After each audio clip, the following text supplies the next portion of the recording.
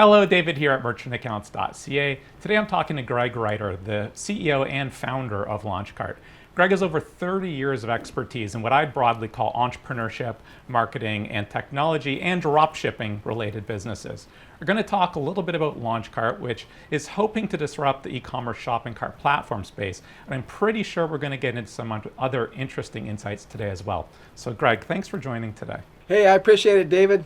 Thanks for having me. No problem. I'm just going to jump right in. So my understanding is LaunchCart is a technology product built to help, perhaps most of all, with not only the technology parts of e-commerce. So I know that LaunchCart was built for a reason. Maybe you could start by telling me what problem LaunchCart is built to solve.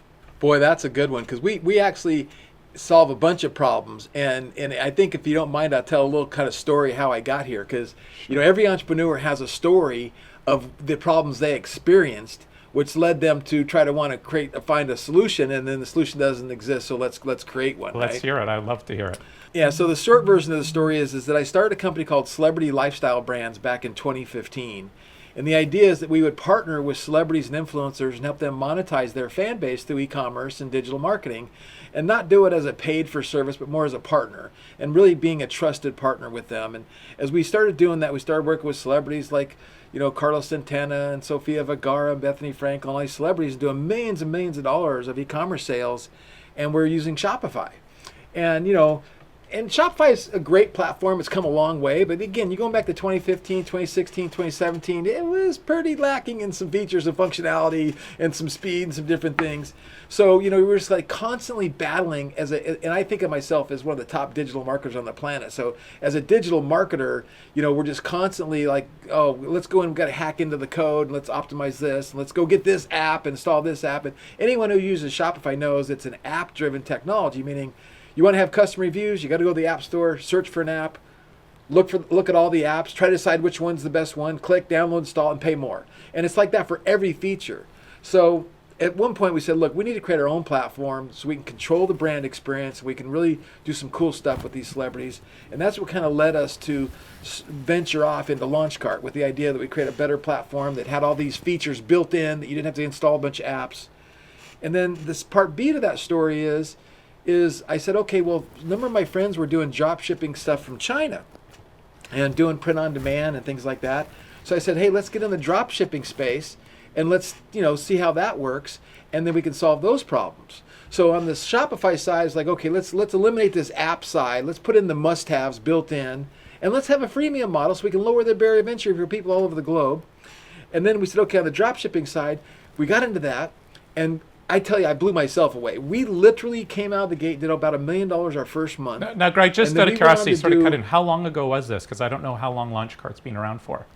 This started, I'm going back to 2018 right cool. now. So 2018, so from like November of 2018 through August of 2019, we sold 400,000 people a product, drop shipping stuff from China. Wow. That's incredible. You think about that. We literally collected 400,000 credit cards online and sold 400,000 people a product. Now, the pain points of that were many, right? It's like all the vendors and sending money and then the returns. It was a nightmare trying to keep track of all that. And so that kind of led us to want to build part two of our solution, which is the source and sell marketplace. And then in order to really facilitate our solution, we're also getting in the fintech world where we're incorporating banking as a service. But the pain points were just Shopify with all the apps, and then the source and sell marketplace was the drop shipping going. I want to drop ship stuff, but I don't want to have to pay for the money, and I don't want to have all these problems that are associated with having multiple vendors. And so we figured banking as a service could solve all that stuff. And I could paint some pictures for you, but that's kind of the overarching thing going, let's solve the efficiencies for supply side, on what I call on-demand product sourcing, and really lower the barrier of entry for people to get in the e-commerce space and make it easy, not only to sell stuff online, but also another additional distribution channel for their product they invented. I mean, I feel like there's about 4 podcasts worth of topics just in that little bit there. Right. But so then to me, is LaunchCart a platform made more for folks that are new to e-commerce? Because you're solving a lot of problems. In fact, let me qualify this question. There's problems that happen when you launch a business, and there's problems that happen when you have a successful business that you grow into. And it sounds like you're kind of addressing both. Who is LaunchCart really intended for? Well, that's a great question. And again, from anybody who's listening to this who is an entrepreneur, and I've coached thousands of entrepreneurs, now I am one, it's what I refer to as sequence, right? So I want to really be the solution to real brands that are doing $1 million a month or $10 million a month. But obviously I can't jump out of the gate and be that solution. So right now we're the solution to small business owners and entrepreneurs who want to get in and start, whether it's a side hustle or an e-commerce business, to start making extra money online. So we make it really easy for them. And as we go through our life cycle and our technology stack builds up and builds up and builds up, we start to onboard the brands, and you say, okay, 18 months, 24 months from now we'll be onboarding bigger brands and brands that want to really have a distribution channel and leverage our tech stack for efficiencies in the direct-to-consumer space. Interesting. So when people are using LaunchCart, are they predominantly using your, actually maybe I'd like to talk a little bit about, and I don't know if this is the right word, maybe the product procurement side of your business, or the what do you call it, Greg? The print to ship or something like that? Well, yeah, you have the print on demand and the manufacture on demand, and I call it on-demand product sourcing. Okay. And so our sweet spot right now is like, I'm wearing a LaunchCart branded hat, right? And even with your business or everybody's business, doesn't matter if you're a yoga studio, doesn't matter if you're a dojo, it doesn't matter if you're a little league team, you're a brewery or bar, you're whatever it is, you should have branded merch that you can give to your clients can buy it, they can wear it. Now you have walking billboards everywhere people go. Gyms are big clients of ours. So our sweet spot right now today is we help people get onboarded.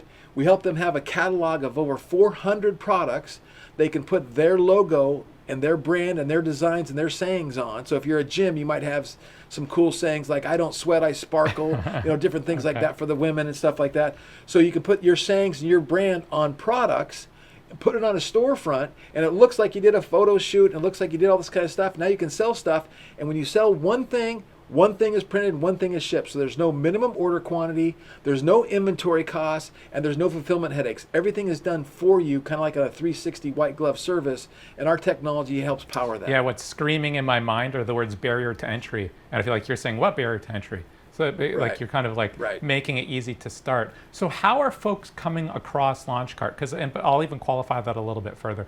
I'm not super active on social media or Facebook groups, but I'm active on a couple, and it always seems in the e-commerce groups, people are asking for ideas on what to sell or things like that. So how are you making your target demographic aware of LaunchCart? Well, that's a great question too. And so again, as an entrepreneur, and again, trying to do a little coaching here as we go, because it's just my nature, is like you have to figure out what your go-to-market strategy is and what your USP, your unique selling proposition is. And what is that? For us, it's like, okay, we're going to have a freemium model. So now you go and say, okay, wait, I'm looking at Shopify, and then I hear about LaunchCart, I go compare, I'm like, well, these guys are free. Let me go kick the tires, let me try them out. And then it's our job to show you the tech stack. That's part A. And then part B is you go to launchcart.com and you look at the footer. We have a comparison chart between us and Shopify, and what we give you coming out of the gate compared to what you have to go in Shopify and go get an app for. It's like the difference between $27 a month and $600 a month on Shopify. So now we're kind of looking at the feature set going, okay, well, these guys come with these features. It saves me time and speed to market, which equates to money, right? And that's part of it. And so really from that standpoint, I think that's kind of been our go-to-market strategy, those two really distinguishing features. And then as we built our platform, because it was free, we got a lot of traction. Like we've had over 43,000 people sign up on our platform with literally like $10,000 of marketing money in the last year and a half, 2 years. That's incredible. So that's a testament to the freemium model, right? And then the next part of that is when we got to a point where we felt that we were ready, which was February of 2022, I started reaching out to what I call e-commerce influencers. And these e-commerce influencer to me is somebody who teaches people how to make money setting up and selling online. And 100% of them recommend and use Shopify. So I would just reach out to them on Instagram and do a little DM and say, hey, look, we're the new alternative to Shopify. We have a freemium model, and guess what? We have funnels built in, and we have pages built in, and we have upsells and downsells, and it's just like ClickFunnels, but merges with Shopify. And again, anybody in the digital marketing world knows what that means. And so they come look at us, and they go, wow, this is great because I'm trying to teach a student how to make money online, and if they give them an easier platform, LaunchCart, Versus Shopify, their students get onboarded faster, their students get up and running faster, and their students start making money faster. So a lot of them started switching over to LaunchCart and recommending LaunchCart, and that's also driven thousands and thousands and thousands of customers. So it's so interesting. In your answer, you answered my next question, because I was going to ask, at one point you had a pretty killer platform, a pretty promising platform, and no users. How did you get the first 1,000? You actually answered that. So I'm picking up lots of interesting tidbits along the way here. So I'm just going to go to my next question then. And this is a question that I think of because sometimes openly I make very bad decisions. I have a very big problem letting go of control, and I'm going to rewind the clock a little ways here. But I always tended to opt more towards custom developed or open source software because I didn't like the idea of being painted in a corner. Of course, that comes with a million problems, like when the server's down, it's your problem. When it's not working, it's your problem. You got to patch something, it's your problem. So I'm curious to know, when you have a platform and you've identified a lot of the shortcomings of Shopify and you're trying to patch those holes or patch by default those holes, how have you addressed kind of the balance between making something powerful and making it complex or even open? How have you done that with LaunchCart? No, I like that question, and I've kind of done software development for the better part of 20 years, and what you just described is what I call scope creep or feature creep. And, we try to create simple software that, an 8-year-old can use. And then as time goes on, somebody says, oh, can you do this? Oh, can you do that? Oh, can you do this? And then next thing you know, your software is so complicated, no one uses it. And I kind of think of Shopify like that. Shopify has so many, like literally 2,000 different apps. And, you can do backflips and you can refrigerate your Coca-Cola. I mean, you can do everything, right? So we said, okay, look, we're going to market with 7 themes. So pick one and get launched, right? And the number one complaint we have is, oh, you can't customize the themes like we want to. It's like, no, we're marketers. So we're about, no, you can do a beautiful site, you can be functional, go, right? So this is some of the stuff that we're working on. So, and then my son actually is the director of technology. His mind thinks like this. He's like, how can I eliminate a click? How can I accomplish the same thing that, and again, of course, what we did is we reverse engineered Shopify and like, hey, let's clone Shopify, but where can we remove a click? And how can we make it easier to understand? How can we make the user interface simpler? How do we go to market simpler? And how do you get the merchant account set up easier? How do you use PayPal easier? All of these different things, right? So we're constantly trying to do that because we recognize that the future is onboarding new people. Like, I'm not going to go build a big, giant, multi-billion-dollar unicorn business getting people to switch from Shopify. Not going to happen. So I've got to be catering to the new person coming on, getting them on board and growing with them and give them the feature sets they need. And so one of the things that we've kind of talked about internally that answers your question directly, and this is another good marketing thing, like find out what your customers want and give it to them. Right? So we said, okay, what does that mean in our world? What that means in our world is, let's put a threshold of 8 out of 10. So if we ask our customers, what do you want? And 8 out of 10 people would vote on that. That's a feature we need to build. But if only 5 out of 10 build it, that means only 50%. So at some point you're going, okay, no, let's stick to the 8 out of 10 for now. Now, some there down the road, maybe you change that a little bit. But we know if 8 out of 10 of the people go, hey, I want Google shopping integration, we need to integrate with Google. Right? 8 out of 10 people say, I want Instagram shopping integration. Okay, we better integrate with that, right? So that's kind of our mode to kind of keep the scope creep or the feature creep in par with what we're doing. Interesting. And then we will take a page out of Shopify's book, and we will have an app store, and we do have an app store, and we'll allow other developers to develop apps that kind of take these features that only 2 out of 10 want, or 3 out of 10 want, or 5 out of 10 want, and that way the development cost is now borne by somebody else, and then if that customer really wants it, they can pay extra for it and get somebody else to use that or develop that for them. So it could be done if somebody said, I'm using some CRM and they just need it, with enough elbow grease, it can be done. They just have to get a developer in the App Store to build it.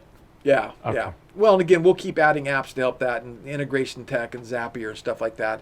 And then kind of what you described in our space as far as open source is kind of this term of headless, right? This headless technology, meaning that I can use this code base and I can install it on my existing WordPress store, my existing, HTML coded out site, which again, for the brands that really have custom stuff and they're doing millions and millions of dollars a month, they want that headless,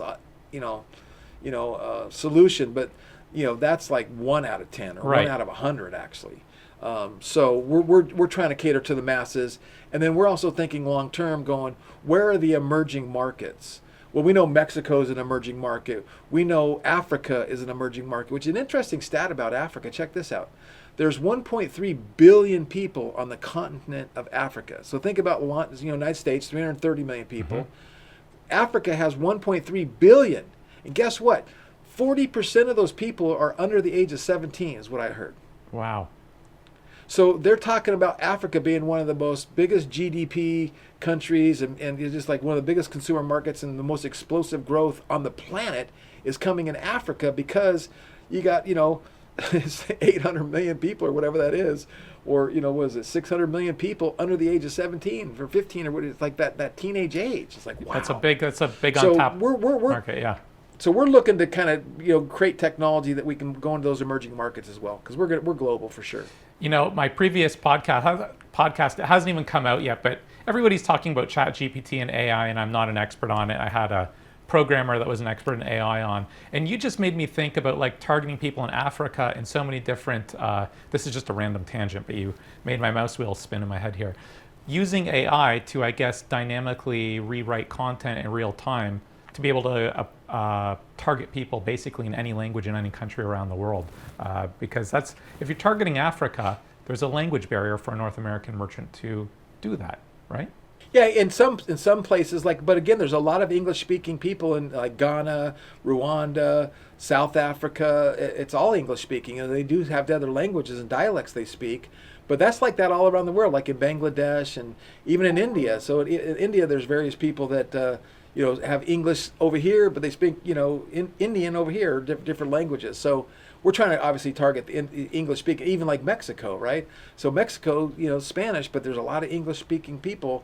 But again, your point is well taken, and we're obviously going to use the new and latest technology to convert that language on the fly and to make that happen, as well as writing product descriptions, email marketing, abandoned cart emails, photos, the AI for photos. So if I have a picture of my, I'm drinking a Celsius because I love this stuff. But I got my Celsius, and if all I had was a Celsius can, and I want it in a nice tropical scenery, you can use AI to put it in a tropical scene, right? It's all kinds of cool stuff happening. It's incredible. I don't think we've even figured out how it's really going to be used to its fullest extent. Well, I'm certain we've not figured it out to its fullest extent, but we know it's coming. So, okay. Well, and that makes me think of, we're maybe getting ahead of ourselves, but the source and sell marketplace, with our funnels and upsells and downsells in our marketplace, let's say you're one of my stores, Rescue Joe. We have a coffee company called Rescue Joe. Drink a cup, save a pup. We donate money to rescue companies. So let's say you're shopping there and you say, oh, I'm going to buy some Rescue Joe coffee, and I add that to my cart. And then the artificial intelligence and predictive analytics says, oh, this person also wants a French press and looking for a French press. But I don't have a French press. It's going to go to the source and sell marketplace, pull a French press out, and make an offer to this customer and make an upsell for me without me doing anything, all based on AI and predictive analytics. That's so interesting. There's just so many places we're already I think about half an hour into our discussion here, or 20 minutes or something. So I want to circle back to something else for 1 second. Sorry for skipping around so much, but I often... No, that's fine. I often say this. If you give a startup $1 million for a website, you'll have a $50,000 website, $950,000 wasted. It's just because you don't know what your problems are. And I think I can kind of twist that just ever so slightly to describe kind of the problem you're tackling with Launchcart, which is if you're new to an e-commerce business, you can have the best store in the world, but the best store on its own without traffic and the right copy and all that stuff, it doesn't do anything. So do you have any, and I'm talking about this also because of your background, Greg, is some element of coaching or merchant education a part of the platform or available to people using Launchcart? Yeah, no, that's a huge part. So I'm a personal development junkie. I got introduced to Brian Tracy and Zig Ziglar and Jim Rohn and Dennis Waitley and Tony Robbins when I was 19 years old. I just turned 61. So I've been consuming personal development. You can see the bookshelves behind me. I love that stuff. So I recognize that if we don't teach, and again, going back to the comment I made a minute ago, I'm not going to build a real big business off getting people to switch from one platform to another. Because when you've built your house on a foundation, it's hard to move that house off a foundation. Right. So I got to cater to the new people. So catering to the new people, my success is directly correlated to their success.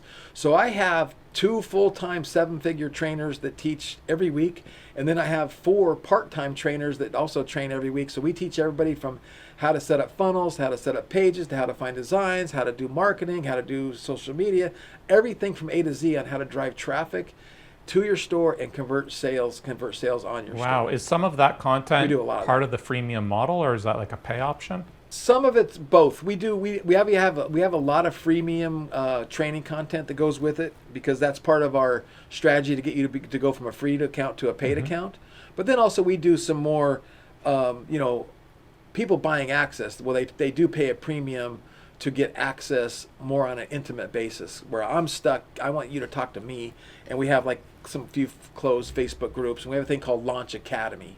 And Launch Academy costs $97 a month, and through there you get involved into a different group of people, and you can get a little bit more access to our team and get questions directly answered for what you're doing. Interesting. So maybe I'm going to ask you a question. This is not a launch cart question, but I tend to like questions like this, even if they're a little bit silly. And this is probably too broad. You're allowed to shoot this question down, but what are some of the most critical features if you're launching a new e-commerce business? Like what's maybe the 3 things that like you should have top of mind?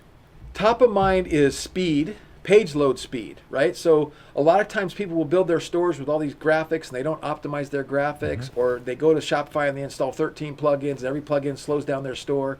Page load speed is critical for mobile, for Google, for SEO, for everything. So page load speed and really optimizing your site for page load speed is number 1. Number 2 is building trust.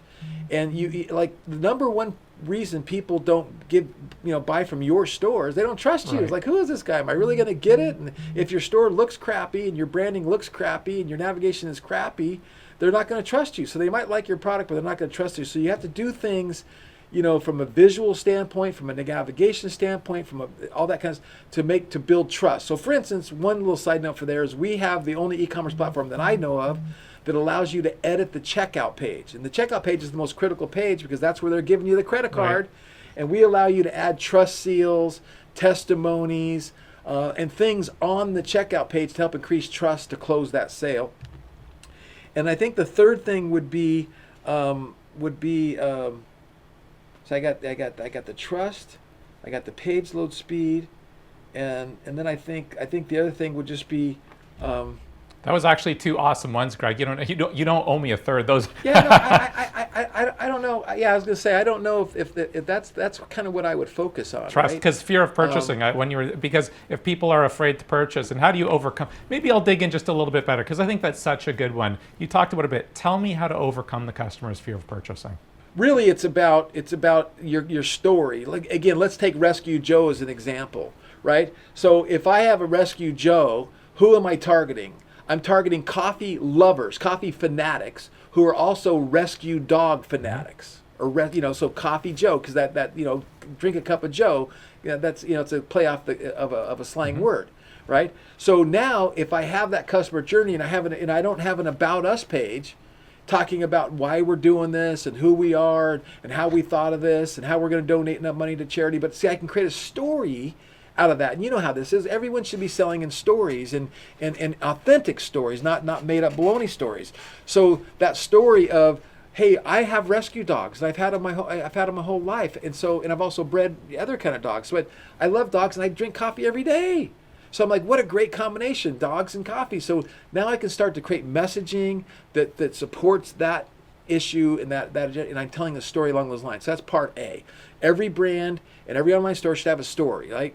And then part B would be, what can you do to your website that instills trust? And that's make it look like a store, make it look professional, have a nice looking logo. I can't tell you how many thousands of stores on our platform where people put up a logo. It's like, it literally looks like a fifth grader or 5-year-old made it with a crayon or something. Or there's like anti-aliasing around it, and it just looks bad. I know exactly what you mean. It's blurry. It doesn't. There's no. It's nothing to it. It's the wrong. Just everything about that.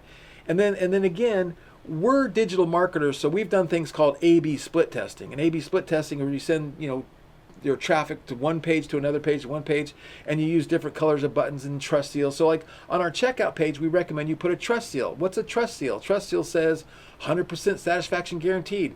We'll give you your money back, no questions asked. Or it might say, our site is secure SSL and it takes MasterCard. Just by putting an SSL and we accept MasterCard, Visa, credit card, that increases your conversions by 2 or 3%. So these little things, and like on my stores, I put a phone number on the checkout page. Got any questions? Call now. We're answering the phone. Exactly. I've never got a phone call, but that increases trust. Right? And then of course you have to have your privacy policies, your refund policies, those kind of things front and center.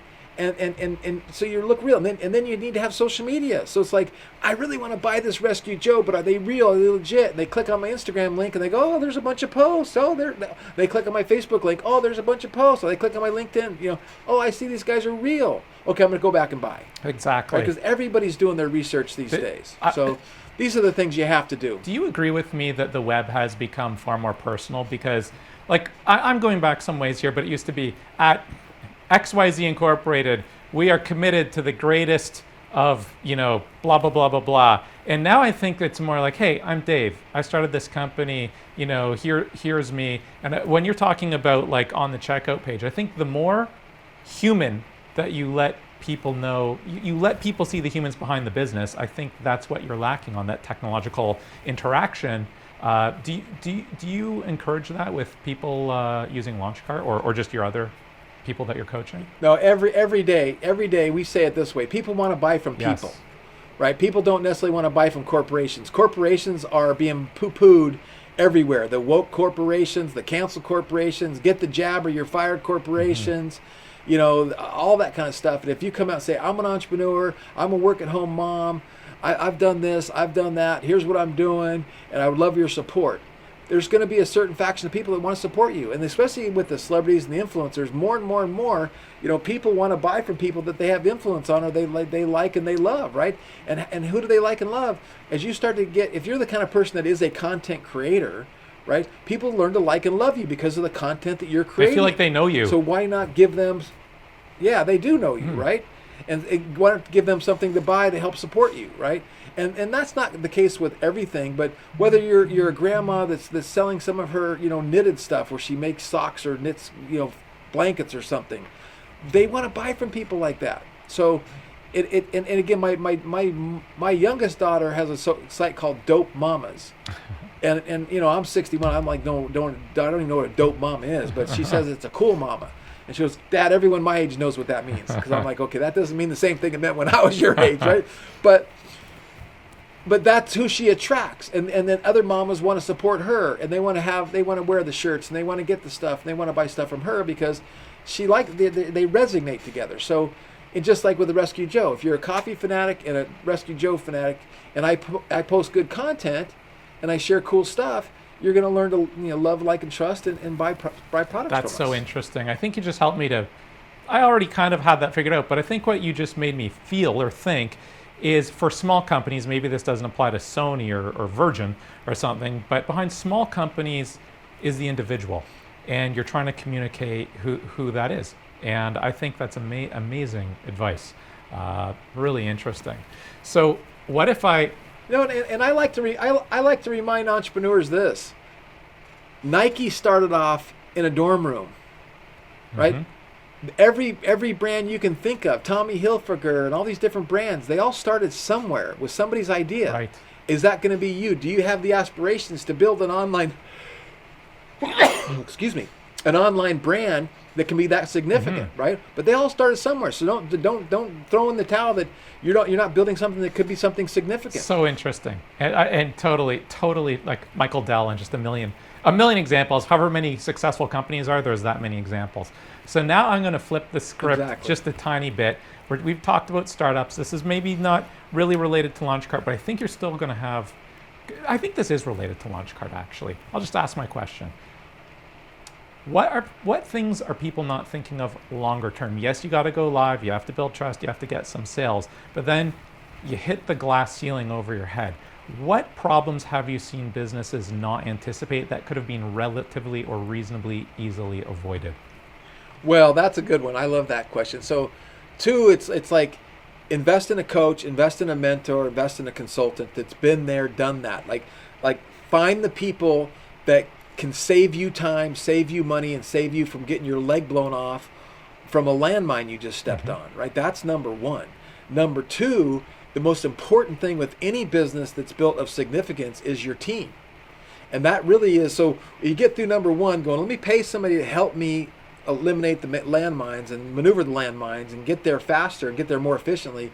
And number two, and this has kind of been one of my weaknesses, so I can speak this for firsthand, is hiring the right people. Because I'm one of these guys, I don't like the hiring process. I don't like the interview process. It's like, you're warm, you're alive, you're hired. Like, you know, and so I'm fast to hire and slow to fire. And you know, and I coach people, it'll be the opposite. Be slow to hire and fast to fire, because everything is about team and everything's about, you know, I like that analogy of like you're trying to build something of significant. Think of a chain, right? And you have the links in a chain, and each link goes to somebody else. Social media link, YouTube link, Instagram link, e-commerce link, you know, bookkeeping link, finance link, money link, accounting link, bookkeeping, taxes. All those are a big, and if one person's not doing their job properly, it affects everybody else in some manner or form. And it really it eats into your profit margins. And so then my third thing to all of that, say you get that going, then I like to teach the leaky bucket syndrome. Every business I've ever consulted, ever coached, ever worked with has leaky buckets everywhere. So as the CEO, the mentor, and the founder, you want to come back and kind of look at, okay, where can I set up SOPs, standard operating procedures? How can I fix this leaky bucket? Where's this leaky bucket going? Where's this money falling out here? Where's this happening here?